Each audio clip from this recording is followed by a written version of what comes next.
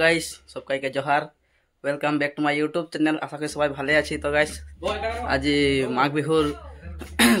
মাঘ বিহু সবকে শুভেচ্ছা জানাচ্ছি, যাতে মাঘ বিহু সবার ভালে ভালে পার হয়, আর যাতে কেউ কারোর লগে হাই কাজিয়া মারপিট নাই হবি, আর বিহু বলে করে পানি চানি বেশি নাই খাবি, মাছ বেশি নাই খাবি। আর তো তো আমাদের ঘরে মানে টুসু পূজা পাতেছে। তো আজ আমরা টুসু মাকে আনতে যাই আছি। তোরা খালি ভিডিওটা লাস্ট তক দেখে থাকবা আর স্কিপ নাই করবা। তো ভিডিওটা আরম্ভ করছি।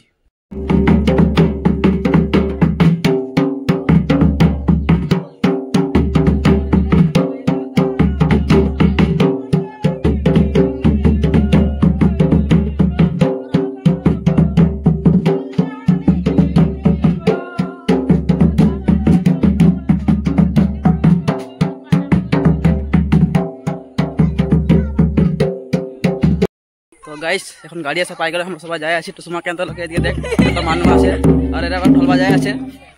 তো তোর ভিতরে দেখে থাকবা, আর তো গাড়ি উঠলে তোদেরকে লগ পাই আছি।